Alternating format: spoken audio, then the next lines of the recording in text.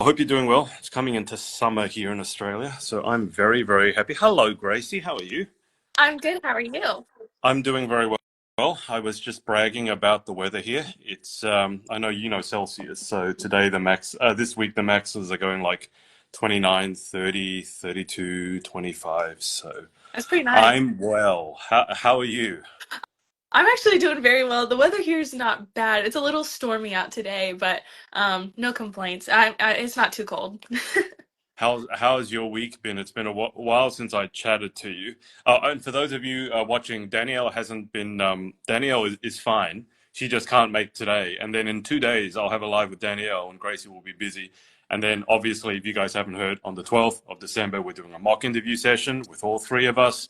That's what most of you seem to want. So if you haven't seen that, just check my Instagram. It's plastered everywhere there, and we've got applications open until the 6th, which is this Friday.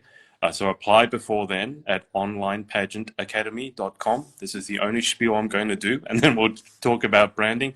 So go to onlinepageantacademy.com. You'll get the three of us coaches, apply by the 6th, and you'll get a chance to win it for free, which is just under $1,000 with everything that we'll be throwing in. But Gracie, how has your week been? How busy has Go Getter been? It's been pretty busy, but I think I'm gonna be calming down soon for the holidays. But I got a nice day off for Thanksgiving here in the U.S. My family doesn't really celebrate much. My mother has some Native heritage, so not a huge thing here. But we used the day off to just relax, reset. I've gotten a lot done this week, so I'm very happy about that, as always. But yeah, I'm looking forward to a break. I like how I asked how busy has your week been, and you said it's not that busy, and then you finish off by saying you got a lot done. Now I'm confused. Well, I've gotten a lot work done wise. But I did let myself have a few nights where I put the computer away, no work, just enjoy time with the family, and I call that a win. So no Hallmark. There's been some Hallmark. Yesterday was a pretty big Hallmark bingey day, but One day I will. Actually, I'm not going to promise that because I don't know if I will want to watch it. But I don't think we can get the Hallmark channel here in Australia. I was going to say maybe I'll try watching it, but I don't even know if we get it here. But anyway, guys, for those of you tuning in, I've gone live, obviously, in our broadcast channel. The idea for that is give it a go, see how it goes. But also, the people in this channel are probably going to be more interested in pageantry, obviously. Otherwise, why are you here? And I've gone live a couple times before, Gracie. I don't know if you saw, and people have jumped on the call. And I like doing that because I get to interact with people and get to answer real questions.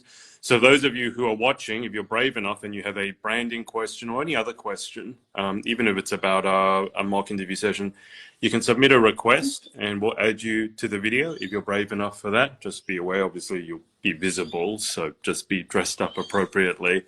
And then we can answer your questions, branding, pageants, or otherwise. But Gracie, we're here to talk branding in pageants.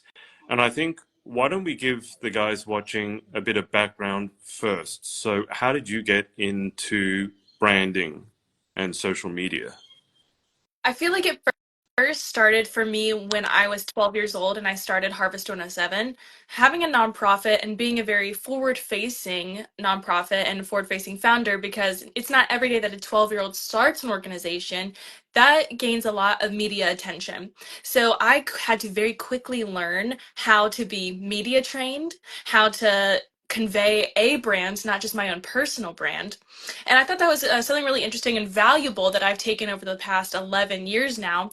Then, growing up and getting into pageantry in my late teen years, I had to realize that, oh, this is the same thing that I've been having to do for my own organization, but now I'm the brand. I have to promote myself and what I'm about. So I was already very familiar with that concept, but I was really excited to be able to do it in a new and innovative way, especially because pageantry combined both of my loves, making beautiful things and showing off beautiful, that glamour side as a model. Like, I love the Yeah. glamour, it's just part of me. But I also love giving back and talking about my story. So it really just combined everything that I was passionate about at once. So I kind of took it as a challenge to be able to package myself up into this little branding box so that it was easily digestible, not only for fellow contestants and pageant fans, but most importantly to the judges and pageant directors. How did you how did you start the process? I mean, and also was it a gradual one that you figured out along the way?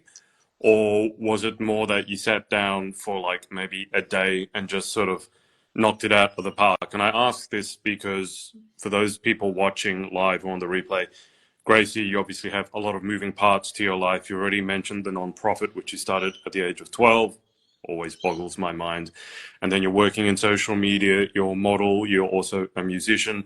So you have an obviously entrepreneur that kind of, ties it all together. And you have this label, go-getter, which, I was looking at that and because I think I'm following you obviously on the influentialist, and I think you mentioned something about branding. Might be the collaborative post that we did, and that go-getter phrase sums you up so well. It's like, oh, that kind of sums me up too, but I can't use it because every time I see it, I think of you, which I guess is branding 101. But how did you start branding, specifically in pageantry? Like, where did you start? What was the process that you went through? One thing that I had done, I love research. If you know me, you know I'm a bit type A and I love getting things organized. I like researching. I like knowing what I'm getting into. So when I first decided to sign up for a pageant, I did hours of research because I had never done it before, but I wanted to be as prepared as I could be without having the prior experience. I wanted to go in as someone who seemingly had done, 3 pageants, but it was my first time doing it. I wanted that type of experience behind me.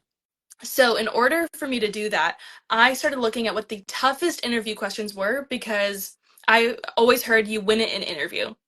And having had media experience doing my nonprofit work, I was like, this is right up my alley. I can just refine my skills and this can help me with my branding. So, primarily, what I did was I looked at the number one question that stumps pageant contestants, which is tell me about Yeah, yourself. Open ended questions are going to challenge you. They're going to show the judges what you can and can't convey quickly and concisely. One thing I had learned in the nonprofit world was an elevator pitch, which many entrepreneurs will know. It's how you can relay your brand and your business in a very short period of time. Literally the amount of time that it takes for you to get to the next floor on an elevator. So I was used to that, but I was used to doing it for an organization, not for a person. So I decided to group all of the areas of my life. I wrote them all down: nonprofit founder, model, public speaker. And I chose which ones were the most important and I ranked them. wow, okay. And when I saw all that I had going on, I decided to write an answer to tell me about yourself.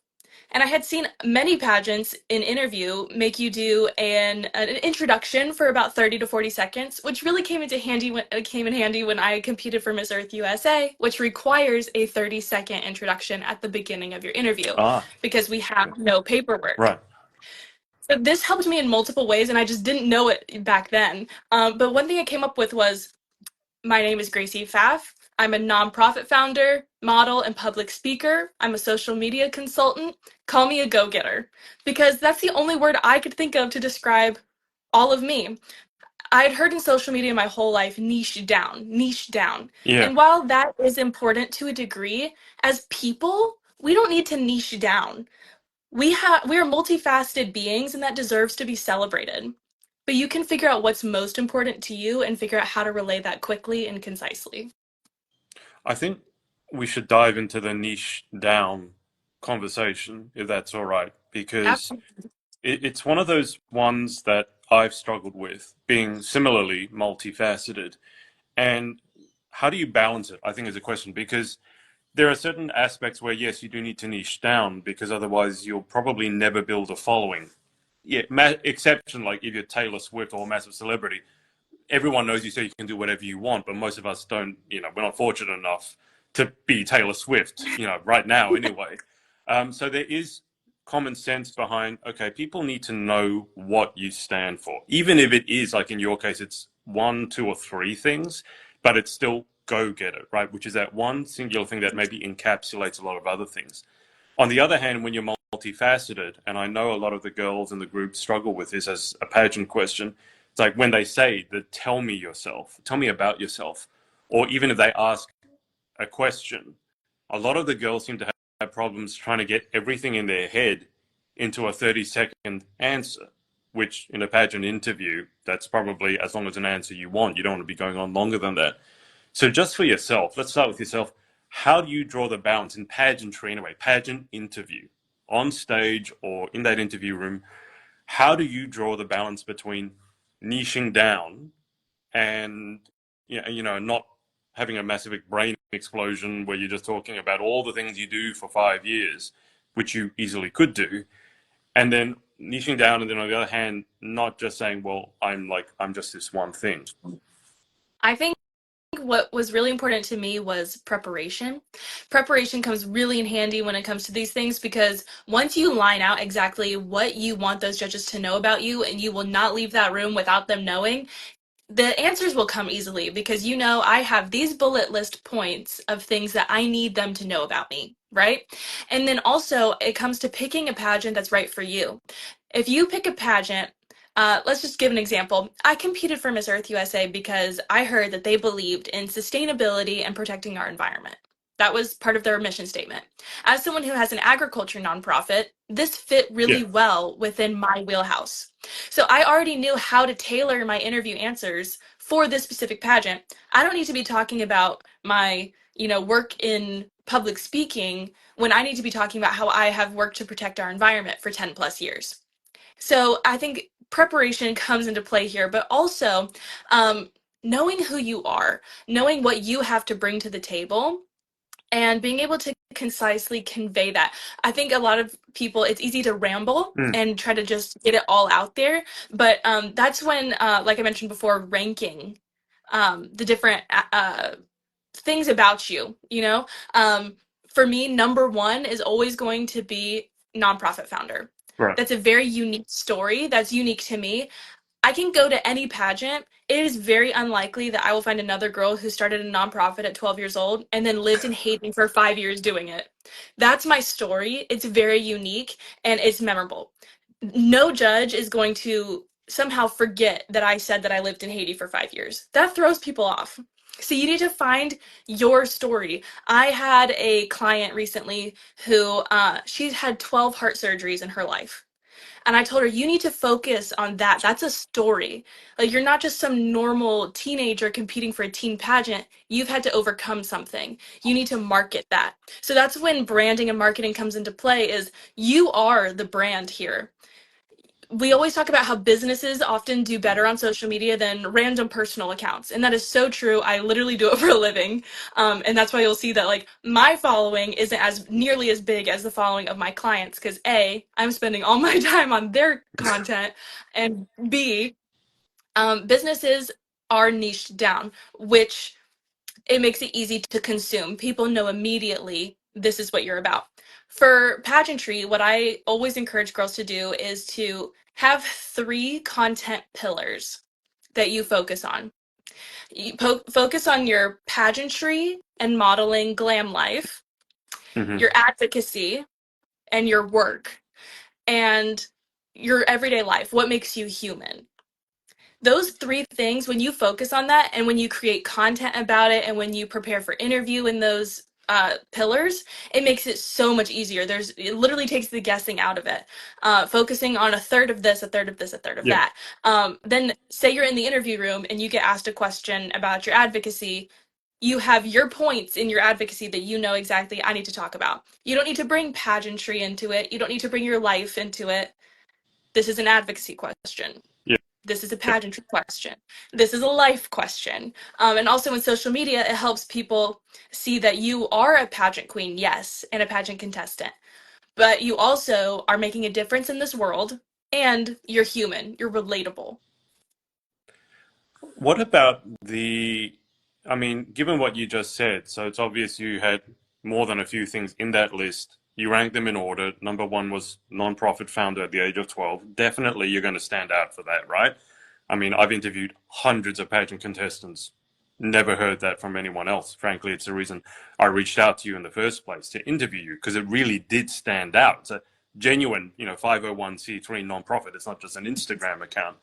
On the other hand, I have worked, and this is probably more common. I've worked with a lot of girls who, when you say, okay, what's your story? What makes you stand out? They think for it. In fact, sometimes they don't even think. They just go, oh, nothing. Like, when I was working with teenage girls as a tennis coach, I would say, they come on the court, like, what do you want to work on today? Oh, I don't know. That sort of, it's almost like they haven't given any introspection, or they don't have the self-awareness. It's possible they don't have much going on in their life, in which case I would say, well, go and live life a bit and then come back to doing a pageant, because you don't need to do a pageant again. Like, I'm not a huge fan of professional pageant girls in that Right. sense. But what happens when you have a client for branding, and it could even be a business? Let's say if you're selling, I don't know, environmentally friendly cosmetics, and you ask the client, well, what do you think makes you stand out? And they're like, oh, well, we're environmentally friendly. But then the question, well, there's a lot of people who are environmentally friendly. No one's going to say we're environmentally unfriendly. So what makes you think? Because I was watching a video, which is really interesting. There was a person selling these sorts of products in a little jar with a ribbon. I think it was on Shark Tank. And the person was asking, well, what makes your business stand out? It's like, oh, well, we're environmentally friendly. She said, well, everyone's environmentally friendly. What makes you stand out? And she couldn't think of the answer. She was eventually got to the point where it's like, oh, but we package our products in a nice little jar with a ribbon on the top. So, Oh, I saw that. I actually know exactly what you're talking about. so how do you tackle that when someone, for you, I think it kind of, I'm not going to say it's lucky, but your story definitely stands out because you've done something very unique. But I think there are a lot of girls out there who'll be watching this going, well, yeah, Gracie did that, and that's great, but I didn't start a nonprofit at the age of 12. I just went to school. I'm just an ordinary girl. I'm into makeup and Taylor Swift and all that. So what's the conversation that you have then? That goes into diving into stories of your life, whether it's the worst thing that's ever happened to you. What did that teach you? Or what's the best thing that ever happened to you and why? Or what's something that you worked really hard for that paid off? Tell me about it. And for people in academics, there's a lot of people who school and academics has been their life, their entire Mm. life. And that's great. That requires a lot of dedication. But that doesn't mean that there's not a unique story within that. Why did you choose the school that you went to? Why was academics important to you? What do you want to do with that? That's a story. What propelled you to choose that path in life? Okay, maybe you did something really cool as a school project. Like for me, even I took some really cool classes in high school, and that's something that could easily be talked about for any pageant interview. Like they could be like, oh, what's the coolest thing you've ever learned? It's like, oh, well, I took a class on all the Nobel Peace Prize winners. And it's like, oh, like that's something to talk about, you know? And Yeah. I think a lot of people just see their life as their life, and it doesn't feel special because you're living in it every single day. But your every single day could really inspire somebody else. So let's dig deep and, take a step outside of yourself and say, okay, well, here's all the things I have going for me. I think that's really interesting because I asked in the broadcast channel, what's an interview question that really stumped you? And I think it was, I think it's Cadence. I can't remember. I think it's a younger contestant. And she said the one that stumped her was, and I'm paraphrasing here, but what's something that you haven't written on your paperwork? Which I think is very interesting because for me, and I don't know if you'd be similar, but for me as a judge, if I'm interviewing someone for the position of a title holder, I'm very aware that the paperwork, like you can do all the branding work and you absolutely should, but I'm also very aware that someone else could have done that or you've had a lot of preparation to put in that. And so I kind of also want to find out something that's not on the paperwork, something that's a bit out of the ordinary. So in that sense, are there any questions that the girls could work on to help discover their brand? Again, if someone is stuck and goes, I don't have the 501c that I started, at the age of 12, and I do want to find out more about my story. And obviously, I would say, look, if you want to work on this, then contact Gracie at the Influentialist, and I'm sure she'll guide you through the process. But just as a start, are there like a couple of favorite questions that you ask your clients to think about that will help them discover that story? This is great. I also encourage people to, specifically targeting that question you were talking about, I specifically tell people to have 3 fun facts about themselves in their back pocket at all times. Something that's not on your paperwork, something that's just kind of fun and random. For me, my interviews are usually pretty serious because I talk about starting a nonprofit at 12 and living in Haiti for 5 years, and then my work in social media. Yeah, Those are some pretty professional and heavier topics, especially when talking about like world hunger. That's not necessarily not the going to laugh levity about that that. someone Yeah. might want in their interview. So when someone says like, "Tell me something that's not on your paperwork," I love to throw in a random fun fact that makes me human and makes me more relatable and showing like my true personality and not just who I am at work. So I'll either tell them that I'm trilingual, and I can bring it back to living in Haiti. Like that's a easy thing for me to tie into. Or if I'm feeling fun and I want to put some really fun, positive energy in there, I'll talk about how I've never had a brain freeze and that kids growing up used to always try to feed me ice cream and cold things to try to get me to have a brain freeze. And that's a super fun, like, icebreaker, and it has everyone kind of laughing and giggling in the room. So I always encourage people to have fun facts like that. But also, when we're talking about introspection, I think it's really important for you to kind of create a timeline for your life.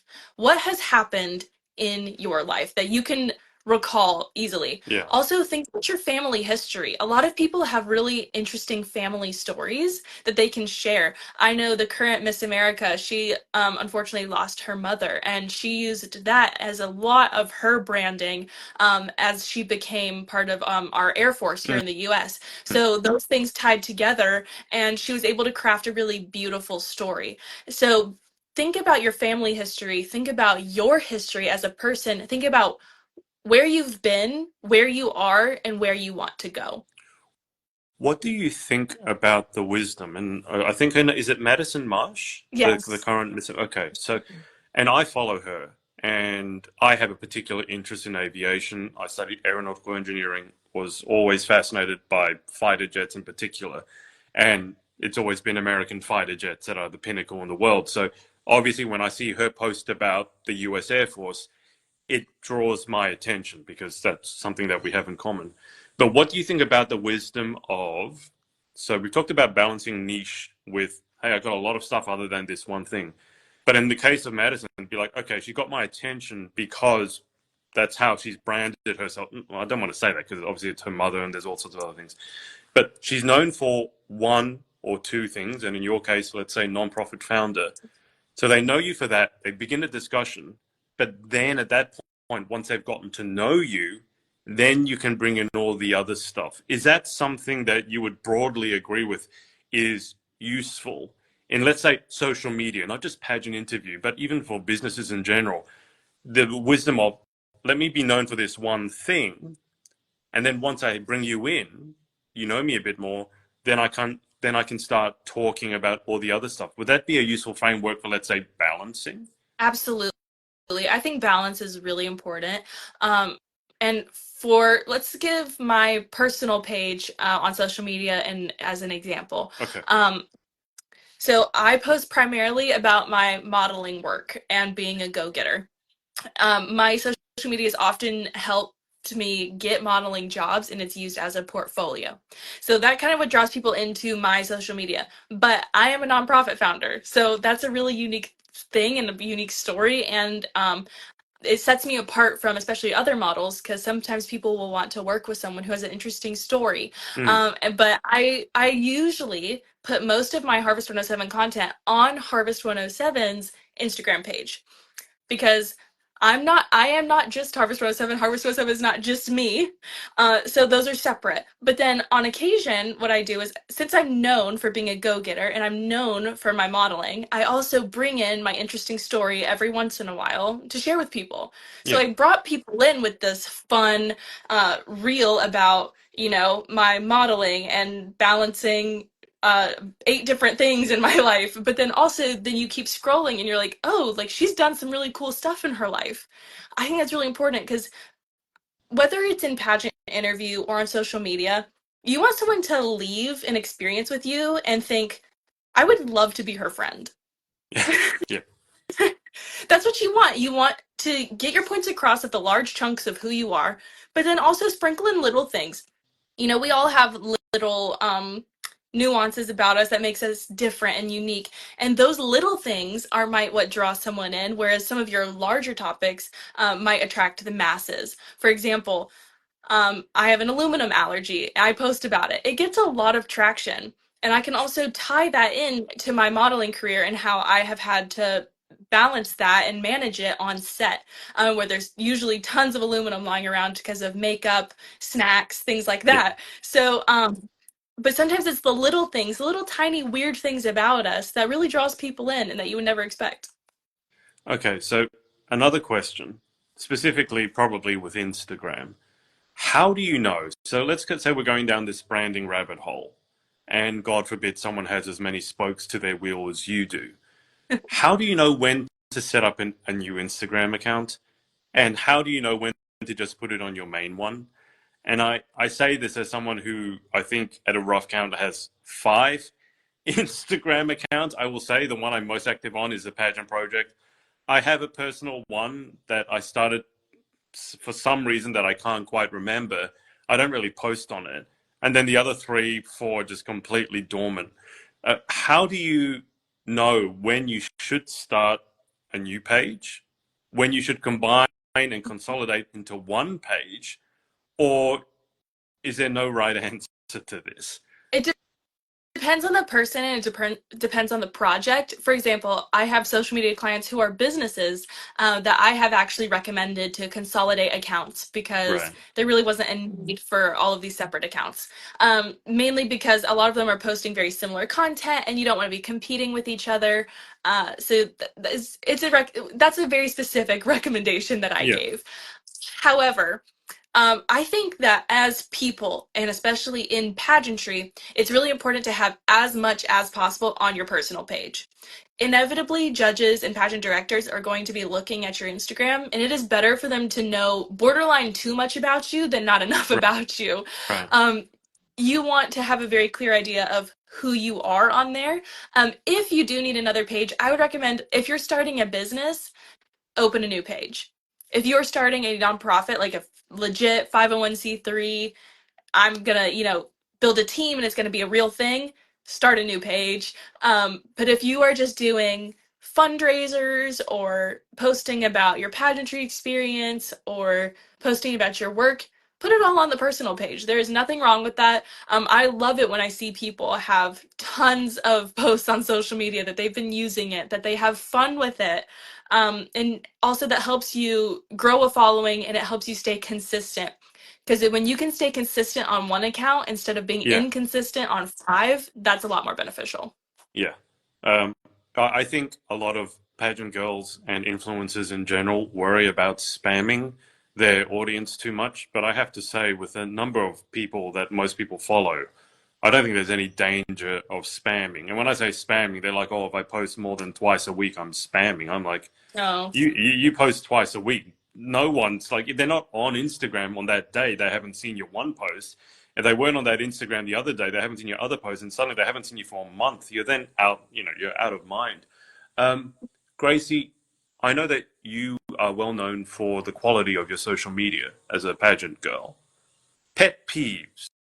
Okay, I know you, I'm sure she smiles as I say this, but I'm sure that you've looked at a lot of other girls' social media, and some of it has driven both you and your mother. And to be clear for those watching, Gracie works with her mother with the social media side.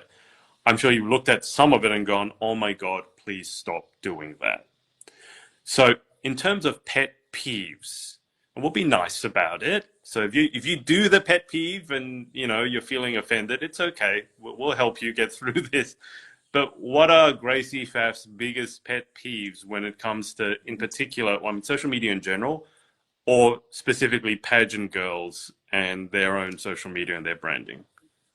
My number one pet peeve is poor quality. You don't have to have professional quality, but maybe like cleaning off your camera would be good. Um, just let's keep the quality decent. Find the right lighting. Let's not make it grainy. Um, Also, uh, unreadable text in these tiny little cursive fonts. I don't know what you're trying to say. I can't easily spot that. It doesn't look aesthetic. Um, I can't read it. I want it to be functional above all else. And then my third and final pet peeve would be bad editing. We all love CapCut, but let's be strategic about the templates we're using. Some of those effects are designed for the 12-year-olds on TikTok who are just getting started in video editing. We're adults. let's let's have some let's make it aesthetic, a little bit, cinematic even. um yeah, the little spinny feature, the little spinny transition, that's not cool. it's it's making me dizzy. I do think some of the CapCut templates. I recently just upgraded to the paid version of CapCut, and I've been I playing with highly the recommend this. I have been, yeah, I do too. I've been playing with some of the templates, but I look at them and go, that's making me motion sick. And I don't, and the other one's going to set off an epileptic fit because it's just all this strobe lighting and glitch. And I'm like, oh, that Yeah, gives me a headache. we But don't need blue lightning bolts in our Instagram reels. That doesn't really add to the that doesn't add to the vibe. I now have to go back and make sure that I don't have any of these in my reels. That one about the small fonts, I think, is a well taken one because I always with thumbnails. That's more on a YouTube thing, but there's cover photos for Instagram reels. I always make sure that number one, the font choice is legible. Not I don't go aesthetic first. I don't want it to look ugly, but sometimes ugly and functional performs better. I don't want to get too emotional about it. If I think something looks really pretty but no one can read it, then there's no point. My brand, Right. my story is going to die on my lips, and quite large sizes also people can read it. So I think, how do you feel? Do you feel that some pageant girls, again, from the ones that you've worked with, or even your business clients, do you feel sometimes they get too wrapped up in their own, I don't want to say no, it's ego, but they're so wrapped up in their brand, and it has to be this way. It has to be that shade of blue with that hex color, and it has to be this font because that's our brand kit. And you're kind of looking at it going, and it could be a pageant girl saying, well, this is my brand, whatever. And you're looking at it going, yeah, but that's not working. So we need to retool and adjust. Do you find that's a conversation that you have to have on a semi-regular basis? Absolutely, especially with my social media clients on a day-to-day basis. I deal with that a lot. Like, you would not believe the restrictions that get put on social media managers, but there are ways around it. Also, it doesn't ever hurt to pitch ideas and see, maybe they just haven't seen your vision come to life before. So oftentimes, if I'm creating something for a client, sometimes I'll send them two versions, how I would personally do it and how Ah, they've requested it done, okay. and then they can decide which one they like better. And I'll do my best to keep it within brand guidelines. I never want to alter the brand's voice because that's really important for it to shine through, whether it's for a business or a pageant contestant. But also, we want to be able to elevate and do things that work. Um, so that's what's really important there. I think that being innovative and being open-minded is really important in those conversations. For example, I mean, it's just at the end of the day, some things that people might not know. You don't know what you don't know. Yeah. If you're not exposed to these things that are working and that haven't worked for the business, are kind of all melding together, or their feed looks one way and everyone else's looks another, they just don't know what they don't know. They don't know what could be, until you show it to them. What's the best part about your work as a branding and social media expert? and what's the worst part? I'm going to start with the worst part because I always want to end on a positive. Okay. uh, the worst part about working in branding and social media is just having to follow strict guidelines. Sometimes I just want the creative freedom to explore, Yeah. experiment, uh, and also sometimes it's difficult trying to get the interesting stories and getting the proper content out of clients. Um, but we get there. We get there eventually. But then the best part is being able to convey stories in a beautiful way. I love being able to get creative, design, come up with ideas. I recently have worked with two social media clients in pageantry in particular, and they each got over 100 content ideas. And that was a lot of fun for me because I got to think about, hey, if I were a judge or a pageant fan or just a friend or a person who potentially could follow you, what would I want to see? And I love being able to put myself in someone else's shoes and help them create that. Moving forwards, dream client. Okay, because I know that you're in this for the long haul, and you obviously you have your moments. We all do with what we do. It's not enjoyable every moment of every day. But who would be your dream client, just from a general business perspective, in terms of they'd want you to work with them on branding and their social media? What are you looking for in a client in terms of a general business? And then also with the influentialists in particular, in terms of pageant girls and dealing with their social media, helping them find their voice, their brand. Who are you? Who would be your ideal kind of pageant girl to work with? So ideal business in general and ideal pageant girl. Ideal business for us at Influentialist is women-owned businesses, specifically small to medium-sized businesses of people who are excited about what they have to offer, people who love their company and the products and services that they have to offer, and they want to just bring us in as part of the team to make that vision, brand, and story come to life. People who are open-minded and exciting and fun people.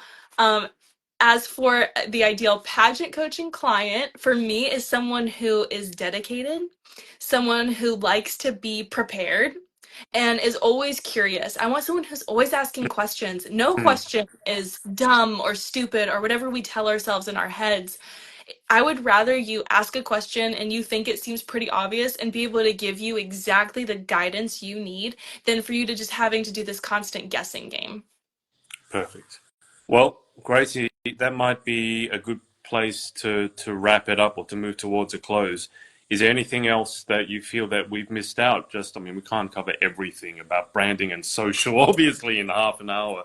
But is there anything else that you feel like you'd want to impart wisdom on in terms of the pageant girls? I think we about covered it, but I just want to say to all the pageant girls out there, stay true to yourself. Don't change who you are for your pageant. You are so much bigger than just a crown, and just keep going and stay consistent.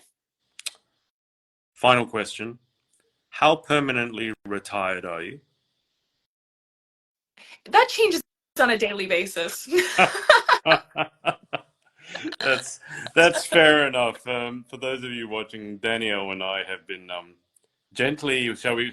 Is it pushing? Is it bullying? Is it encouraging? We'll I go with don't know.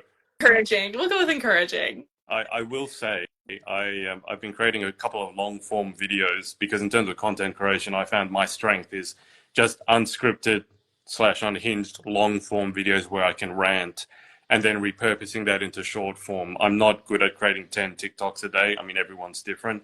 But yesterday, I reacted to a pageant girl who actually put her entire Miss America interview up on YouTube, unfiltered, uncut, 10 minutes long. So I think for a lot of pageant girls, it would be quite daunting. Um, but it was very interesting because I know that we've discussed about interview and, 10 minutes to you, you kind of like, oh, that'd be an interesting challenge. She had a very interesting look on her paperwork in particular. And you did mention how in Miss Earth USA, you got the intro, but no paperwork. She had a really interesting take on the paperwork, which was you only put stuff there because it's a professional resume, basically, for Miss America. You only put stuff on your resume that you want the judges to ask about. So one of her Right. friends had put that she loved a black and white movie on her resume because she thought it made her look sophisticated. And then the judges found that, asked her about it, and she turned out she didn't really know anything about it, so it made it a bit Oh no. awkward. But she also said, because you mentioned that your interviews are quite serious, she would put little, she calls them Easter eggs on her resume, so that if the judges, if it was getting a bit too heavy, they, she was always almost thinking about the judges, making it easier for them. I don't know if you ever done something similar where she was saying the judges are nervous as well, and they. I've never felt sympathy for the judges. I wish judges would work harder, but she was like, "Oh, you're going to make it easy for the judges. They want to do what's best. They're probably as nervous as you, and you got to put them at ease." But she put, and she's a white blonde girl. She put, I'm a white like freestyle rapper. And so anytime the judges wanted a bit of levity, they would just ask her about the freestyle rapping, and she would, I would assume, bust out a rap there in her interview. So I don't know if that's anything that you've given consideration to. I just mentioned it because it sounds similar to what you were saying. Yeah, I do say that all the time. And I am that person that feels bad for the judges. They're probably nervous too. And I tell that to people all the time. I'll even say it when I'm at the pageant. I'm like, oh my gosh, girl, don't be nervous. They're probably just as nervous as you are because they've probably never done this before. And it's just a fun take on it because it's like, oh, maybe we're all nervous. Maybe we're all making it weird. That's okay. But yeah, I've had several pageant paperworks that I've had to do, and they ask for fun facts about yourself. So maybe I'll put my, brain freeze one in there. I'll put that I'm trilingual.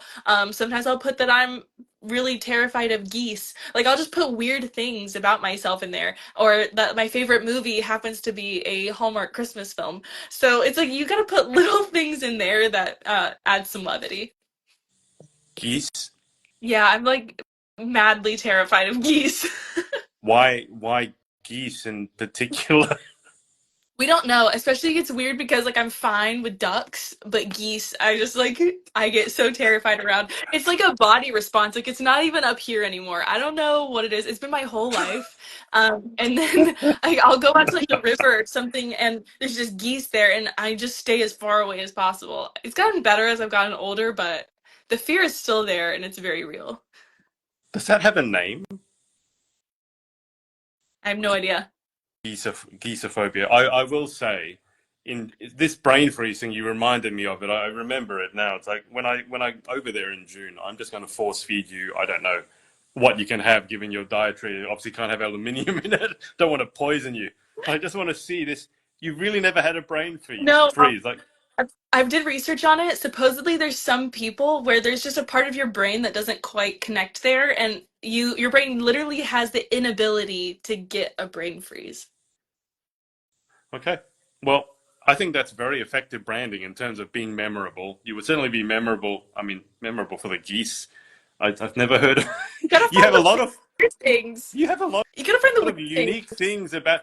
But I think the important thing for people watching this is to not all the unique things need to be super serious, right? They don't need to Exactly. be, I won a Nobel Prize. It can be, I'm terrified of geese, or, one time. I think that's important to know because I think it takes the pressure off a little bit. Absolutely. And like for example, like I have a Doberman and I love him. He's huge. He's over 100 pounds. So like that's something I can add in there. And a lot of people have large dogs or have dogs in general, and that's something easy that judges can relate to and you guys can talk about to just kind of, get the awkward energy out of the air or nervous energy, any of it. Brilliant.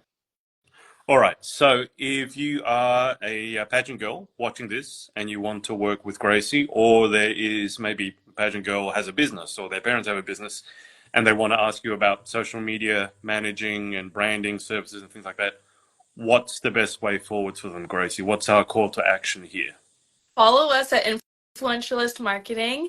And then also you can email us or visit our website at any time. It is all linked in our Instagram. So go there first and you will find quite literally anything and everything you need. And you can actually schedule a free brand story chat with us so that you can, get the ball rolling with your social media, or you can be part of our Viral Rain program where we'll do social media coaching for you, help you figure out your brand and how to put it online. Perfect. I mean, that free call sounds like a brilliant place to start. And final reminder, guys, so we've got our mock interview coming up on Thursday, the 12th of December at 4 p.m. Remember, even if you can't turn up live at that time, you can submit I'll send you some mock interview questions. You can send them to us as video format and we'll give you personalized feedback on the call, and you'll get the recording as well. So you can do it whether you're live or not. I mean, I encourage you to attend live if you can. If you can't, we want to make sure you're covered because we're from all corners of the world. It's like trying to find a time that works for everyone is nearly impossible. I think like this time works okay. And then applications for that close this Friday, the 6th of December at close of business, 5 p.m. Eastern Standard Time. That's not Australian Eastern Daylight Saving Time. That's Eastern Standard Time where Gracie is at. And one of you who applies, last time I checked, we're already out of spots. We've got more applicants than we have spots. But one of you who applies will get their spot for free. It's valued at almost $1,000 given everything that I'm throwing in. I've been working, Gracie, behind the scenes on this AI interview pageant coach, and Yay. it's pretty mind-boggling what it was able to do yesterday. I was pretending that I was a Miss USA contestant, and long story anyway. That sounds a bit weird. But Gracie, what are you most looking forward to about the mock interview session just before we wrap up? Are you going to be nice coach, mean coach, like? I'm the nice coach for sure. I've done some mock interviews with Danielle before. I'm definitely the nice coach, but I will be constructive and I'll give you actual kind of homework things to work on so that it's not just in that moment that you're getting useful information. I'll give you some things that you can take home and work on so that you can be working on interview with and without a panel in front of you. Awesome. And I will say you should jump on that mock interview with us just for Gracie's advice alone, because I think Gracie is one of the best interviews I've ever had the pleasure of doing. I've interviewed her twice, once by herself, once with her sister Clover, who's also ridiculously good at interviewing at, 5 years old or whatever she was. She acts like a 50-year-old. You're the nice coach. You've done mock with Danielle before. So does that mean you're good cop, Danielle is bad cop? I wouldn't say she's bad cop, but she's quite constructive. Okay, so what part do I play then? If you're the nice one, she's also the nice one. Does that mean I have to be the terrible one? We'll all be nice and constructive. We'll get it done, but we won't sugarcoat it too much. I was going to bring up my Gordon Ramsay impression. I thought that might not go amiss. Anyway, There you go. Gracie, thank you so much for your time. I know there's a lot of value in here. And so, guys, if you want to work with us for the mock interview, onlinepageantacademy.com. If you want to contract on with Gracie for either the Viral Rain program or you've got a business, you want a branding conversation, then obviously follow her on the Influentialist Instagram page if you haven't already. And feel free to send her a DM and an email, and I'm sure she'll get back to you very promptly. And Gracie, thank you so much for your time. Great to catch up as always. And I'll speak to you again soon. Sounds good. Thank you. Okay, bye. Bye.